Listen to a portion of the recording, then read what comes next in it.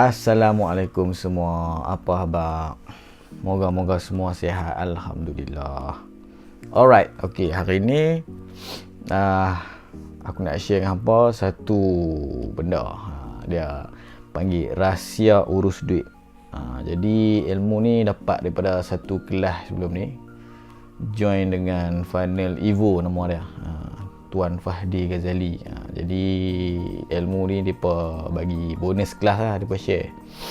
Jadi hari ni aku nak share dengan hampa pula apa yang depa share berkenaan dengan rahsia urus duit.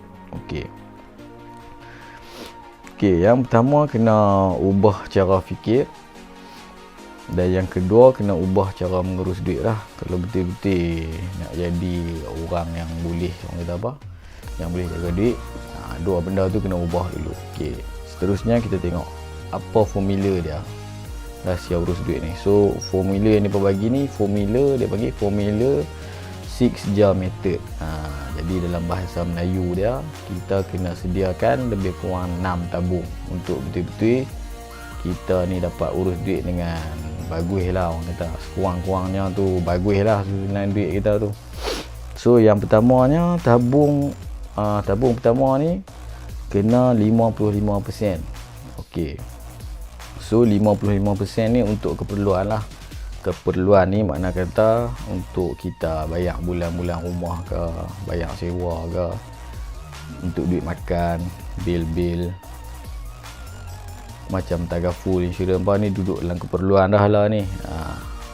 So yang kedua 10% untuk perbelanjaan jangka panjang, maksud dia untuk penggunaan kecemasan ke, contoh nak pergi percutian, guna untuk perubatan.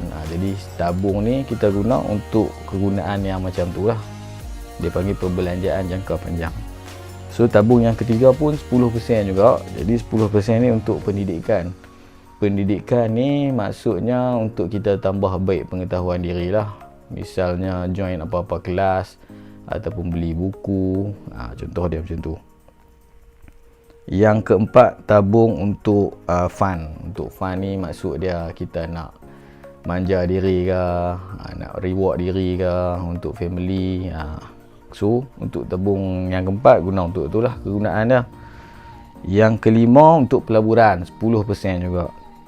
So pelaburan ni banyak lah, ikutlah, kalau nak guna untuk invest dalam bursa saham pun boleh, ASB pun boleh, ikut kita lah, unit trust ke boleh, tak ada masalah. Yang terakhir 5% untuk memberi. Yang ni kita nak buat derma, dan zakat dia pun, zakat pun termasuk dalam ni lah, 2.5%. Okey, so contoh dia macam mana? Contoh dia macam saya dah bagi tahu dah tadi, tabung-tabung tadi kan, 6 jenis tabung tu. So kita tengok contoh dia. Contoh macam kalau kita gaji orang tu 2,000 kita contoh. 2,000 maksud dia 55%, lebih kurang separuh daripada tu lah. Separuh daripada tu lebih kurang 1,000. So 1,000 tu dia simpan untuk keperluan dia lah. Jadi dia punya keperluan untuk guna hanyalah RM1,000.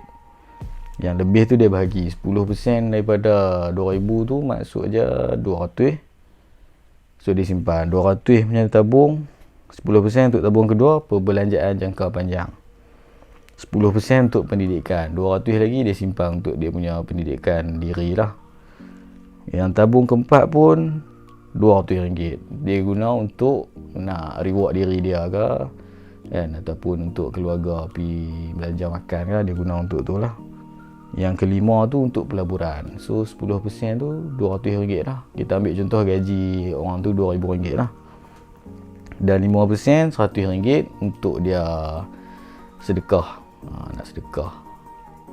Okey, so dekat sini yang jadi, orang kata apa, kadang-kadang yang jadi masalah tu sebab contoh macam kita nak beli apa-apa kan, kita duk teringin benda tu dah.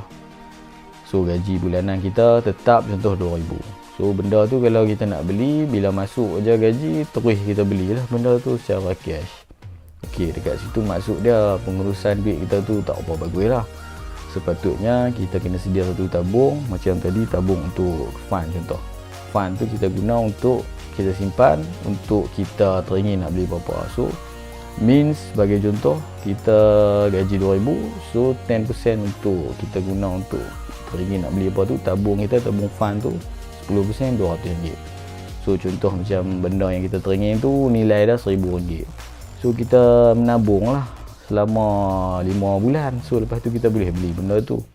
Jadi kita punya orang kata apa, pengurusan duit tu lebih teratur lah. So ni adalah cara-cara yang mereka share macam mana untuk kita urus duit. Jadi benda ni boleh guna pakai untuk kita wujudkan sistem pengurusan duit yang bagus, senang.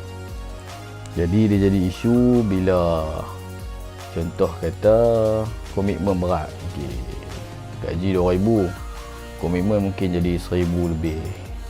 So dekat situ dah tak valid lah tabung kita. Tabung yang pertama 55% tu untuk keperluan. Kalau macam benda yang kita boleh buang daripada komitmen tu tak apa. Sebagai contoh macam kita duk bayar bil line telefon mungkin 100 lebih sebulan. So kita ada option untuk kita bayar prepaid RM30 ataupun RM40 sebulan. So kat situ kita boleh potong lah kita punya komitmen tu. Sebagai contoh komitmen yang tak boleh ubah macam kita bayar untuk rumah kan, untuk rumah, untuk kereta, benda yang kita tak boleh terus berhentikan lah komitmen tu. Sebab kereta guna untuk ni kan, untuk kegunaan kita pergi kerja mana-mana, nak pergi berjalan dengan kereta. Jadi kat situ kita boleh potong. Kita tengoklah mana yang mungkin kita boleh kurangkan, kita kurangkan lah. Dan salah satu cara lagi, kita kena buat side income lah, macam buat bisnes ke apa-apa tepi kan, untuk kita tampung bagi kita punya komitmen tu tak terasa berat. Dan kita boleh amalkan konsep untuk 6 tabung ni supaya kita boleh urus duit dengan lebih bagus lah. So side income salah satunya, boleh join Takaful lah, contoh. So dari segi contoh macam kita ni manusia, lain orang lain dia punya karakter kan. Jadi dari segi pengurusan wang ni pun dia ada banyak lah karakter dah. Jadi saya tak berapa ingat bahagian ni. Karakter dia ni contoh macam ada setengah orang ni dia nak belanja, dia belanja aja tak kisah. Ada setengah orang dia nak belanja tapi dia fikir kata contoh macam, wish ni kalau aku beli ni, duit ni boleh guna makan untuk 2-3 bulan ni. Tu contoh macam orang yang jimat. Ada setengah orang ni dia jenis zuhud lebih. Maksud dia macam, oi tak payahlah, semua ni dunia je apa semua. So dia tolak tepi lah semua pembelanjaan ni. Ada juga jenis tu. Tapi kita kena pastilah diri kita ni yang jenis mana. Jenis yang zuhud ke, jenis yang penjimat ke, ataupun jenis yang nak beli tak kisah, ikut dan beli je. So kena check yang tu dulu. Kemudian baru kita boleh cuba try cara pengurusan duit yang mereka kongsikan ni lah. Dan saya rasa ni pun yang mereka share tu memang bagus lah. Kita boleh belajar cara urus duit dengan baik, dan cara tak langsung kita lebih bersedia lah kan. Kalau jadi kecemasan, kita dah ada tabung untuk kecemasan, lebih teratur lah orang kata. Dan setengah orang mungkin gaji 5,000 tapi dia tak boleh plan dia punya pengurusan duit. So komitmen dia mungkin 4,000 lebih, dia lebih 1,000 je. So di situ kita nampak pengurusan duit dia tak bagus.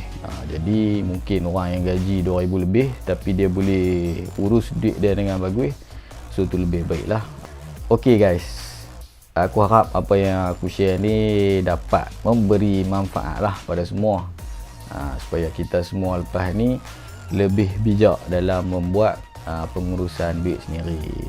Alright, harap semua bermanfaat buat semua dan boleh share kepada kawan-kawan untuk dapat manfaat ni semua. Sekian, Assalamualaikum.